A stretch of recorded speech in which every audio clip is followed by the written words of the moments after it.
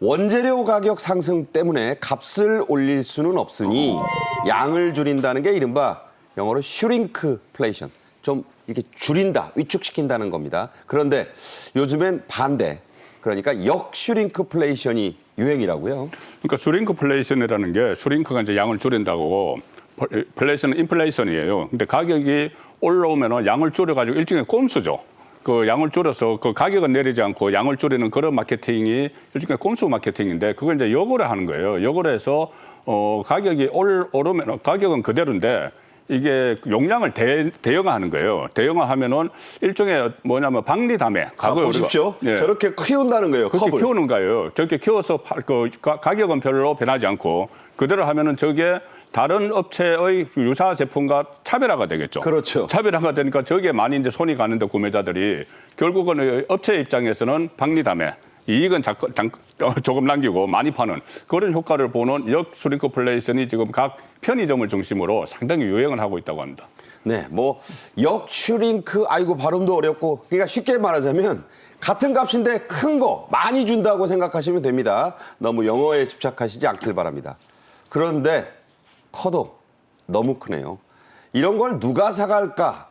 과연 팔릴까 싶긴 한데 뜻밖으로 인기가 아주 높다고요? 그렇죠. 역발상이죠. 이걸 통해서 여러 명이 같이 전보라면 같은 걸 나눠 먹기도 하는데 정말 대단한 게 크기가 늘어난 만큼 대용량 열풍이 불고 있습니다. 그러니까 기존 크림빵이 7배 크기 그리고 생각해 보세요. 비빔면의 8배. 네. 그런데 이 비빔면의 8배지만 저한테는 뭐 1인분이기도 합니다만 네. 초코빵의 5배, 냉면의 8배. 그냥 보통 저 정도. 네. 그렇죠. 커피의 5배, 저한테는 뭐 숏 사이즈입니다만 저는 뭐 옷은 3X라지고요. 근데 이게 이제 커지면서 오히려 더 호기심까지 자극을 하거든요. 말 그대로 경기가 어려운 상황에서 역발상 효과를 거두고 있다고 볼 수 있겠죠. 컵라면이 990원인데 엄청 키우면 저는 도시락 사 먹지 않겠냐. 또 빵을 보면 저도 한번 가봤어요. 그래서 사보려고 한 건 아닌데 얼굴만 하더군요. 그렇죠.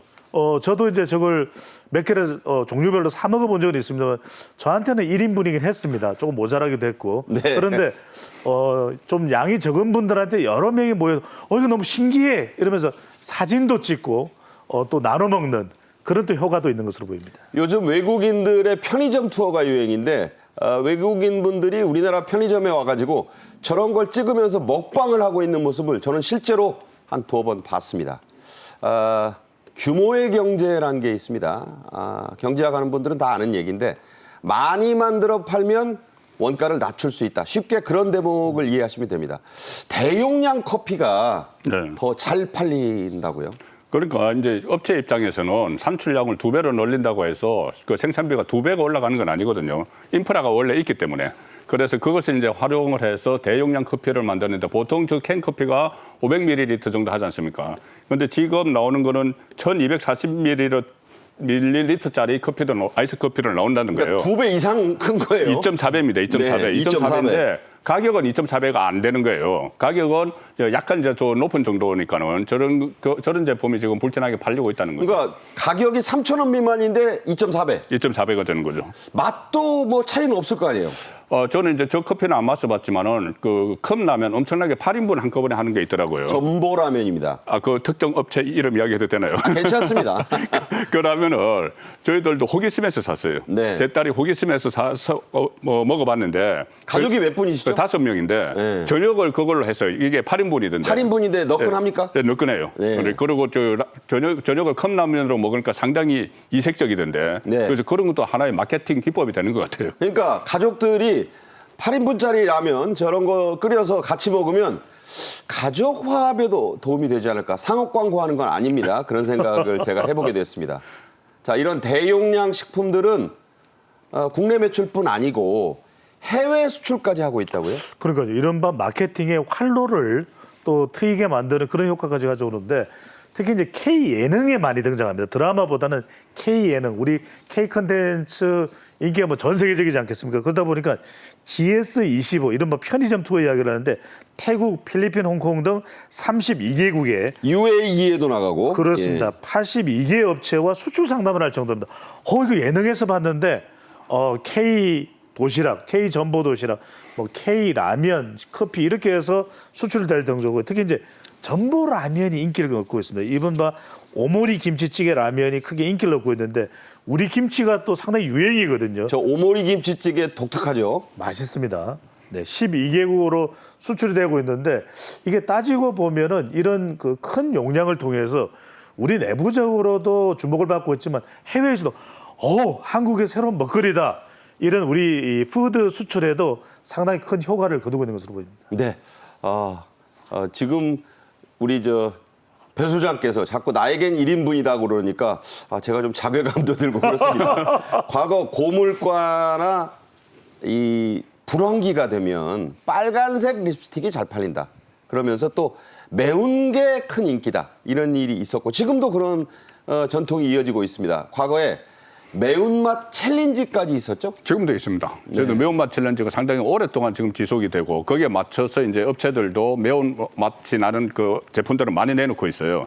그런데 이 매운맛이 주로 이 불경기일 때 매운 음식이 잘 나간다 이런 뭐 또 말들이 있는데 근데 과학적으로 그게 증명이 되고 있다고 합니다. 네. 왜 그렇죠? 왜 그러면 스트레스를 풀어야 되잖아요. 불경기에서 스트레스를 풀어야 되는데 그 매운맛이 캡사이신이 이제 매운맛을 내는데 그렇죠. 그 캡사이신이 아드레날린 그리고 아드레날린과 엔도르핀을 막 나오게 촉진을 하는 기능이 있다는 분비를 거예요. 促진한다. 분비를 촉진하는 거예요. 그럼 이제 기분이 좀 좋아지죠. 스트레스가 풀리죠. 그러니까 불경기 때 스트레스를 풀 때 라면을 먹으면은 매운 라면, 매운 음식을 먹으면은 그 안에 있는 성분이 이 아드레날린을 엔돌핀을 촉진을 시켜서 기분이 좋아진다.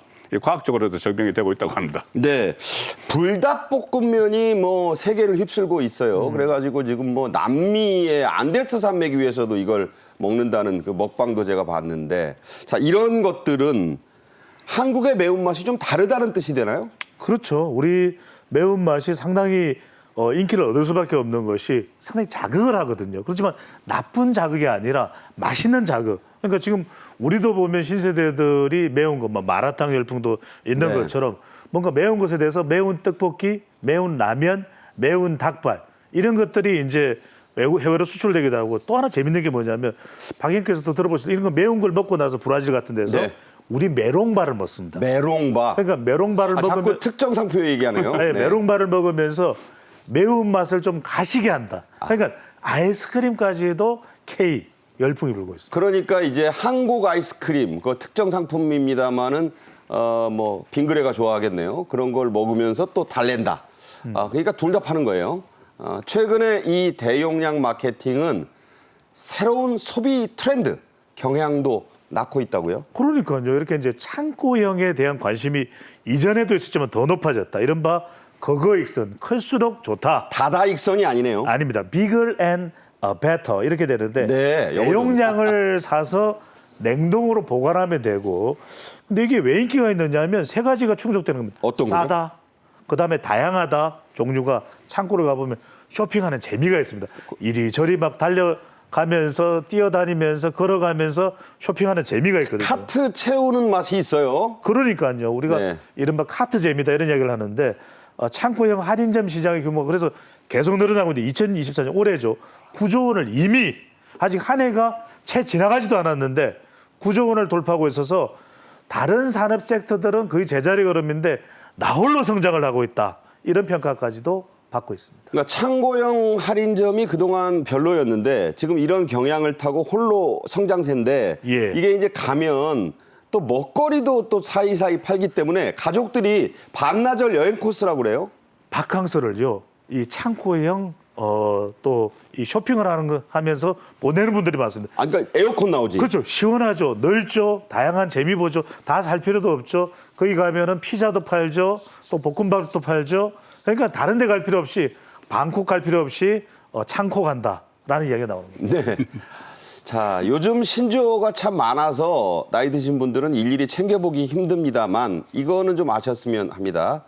펀슈머. 즐거움이란 뜻의 펀과 컨슈머의 그 슈머를 합친 겁니다.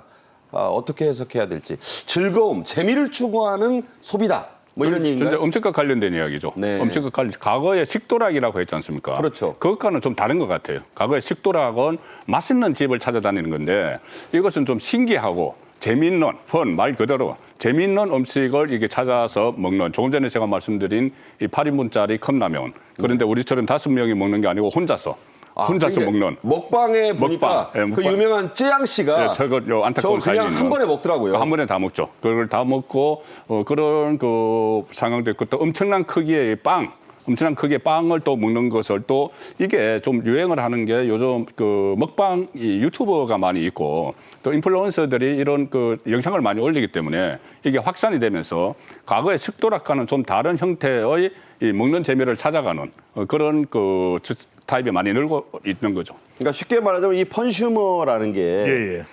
필요해서 사고 내가 써야지만 사는 게 아니라 그냥 재미로 그렇죠. 그냥 이 즐거움을 위해서도 산다.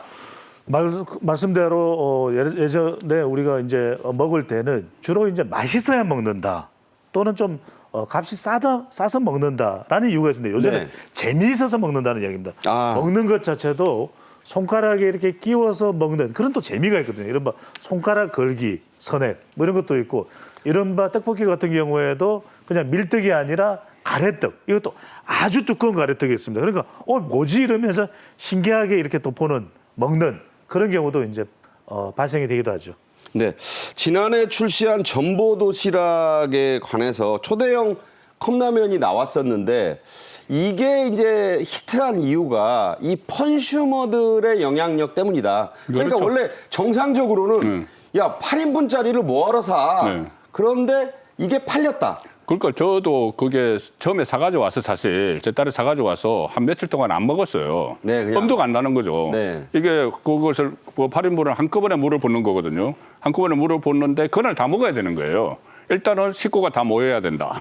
식구가 다 모여도 5명인데 다 먹을 수 있을까 해서 그러니까는 이게 어떤 그 먹기 위해서 이렇게 사는 게 아니고 일단 신기해서 샀는데 그걸 나중에 이제 결국 이제 먹어보게 되고 그리고 또 다른 유사한 좀 재밌는 먹거리가 없나 찾아보게 되고 그런 패턴이 반복이 되는 것 같아요. 네, 그리고 포장도 단순하게 양뿐만 아니라 좀 다양하게 해서 처음에는 이게 출시를 캠핑 가는 사람들만을 위해서 냈는데 이게 무슨 홈파티용으로 가고 먹방 유튜버 따라하기로 가고 그러다 보니까 그냥 개인들도 사게 되는 아주 그 2030의 새로운 소비 패턴이 됐다고요? 그렇습니다. 상당히 관심이 높아진 결정적인 계기가 먹방 유튜버로 유명한 상당히 최근에 또 논란도 있기도 했습니다만 전 남자친구 때문에 바로 쯔양이죠.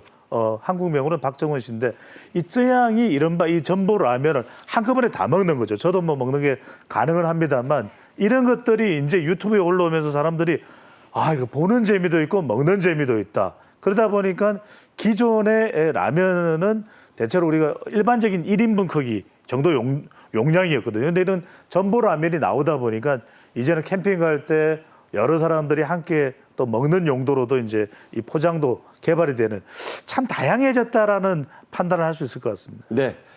자, 아까 그 앞서서 슈링크플레이션 얘기를 해드렸어요. 그러니까 이제 양을 줄여서 수지를 맞추는 그런 꼼수 마케팅 얘기를 했는데 정부가 여기에 브레이크를 걸고 나섰습니다. 오는 8월부터는 제품의 용량이나 개수 등을 줄일 때 이걸 반드시 고지를 해야 된다고요? 그렇습니다. 저도 개인적으로는 너무너무나 싫어하는 것이 알리지도 않고 용량 줄이는 거 저는 정말 격분합니다. 그러니까 들어보면 왜 이렇게 가볍지 뭐 그런 거죠. 격노합니다. 그런데 이거는 제 개인적 감정을 떠나서 정부에서도 이제 이 부분은 이제 슈링크라고 하는 부분에 대한 조치를 하게 됩니다. 8월부터는요. 용량을 변경하게 되면 가격은 그대로인데 용량을 변경하는 것을 숨기게 되면 고지하지 않으면 과태료를 기존에는 과태료를 물리게 되는데 500만 원에서 많게는 1000만 원까지 물리게 됩니다. 꽤 그 부담이 되죠. 그렇죠. 저는 더 물려야 한다고 봅니다. 네. 특히 이제 제조업자들은 용량의 변화, 또 개수의 변화, 중량의 변화 이 축소할 경우에는 소비자 고지가 의무화 되는데 뭐 이런 경우는 있을 겁니다. 용량을 줄였는데 뭐 양심이 있는 거죠. 가격까지도 좀 줄였다. 그리고 그 줄이는 양이 조금 한 5% 미만이다. 이런 경우에는 고지를 안 해도 됩니다. 그런데 제가 이 말씀은 꼭 드리고 싶은데 제발 좀 과대 포장은 안 했으면 좋겠어요. 네. 왜냐하면 잔뜩 질소라 그러나요? 공기를 집어넣어가지고 과자는 한 줌이고. 빵빵해요. 제가 제일 실망할 때가 그 과자의 봉지를 열었을 때입니다. 과거에 제가 그 논산훈련소 갔을 때 생각이 나네요. 모 우유 회사에 팩우유를 주는데 가벼워요. 이게 왜 가볍지? 물론 다른 이유입니다. 그런 꼼수 뭐 슈링크플레이션이 아니고. 그래서 밖에 나갈 때 실제 민간 그 우유를 사서 따라봤어요.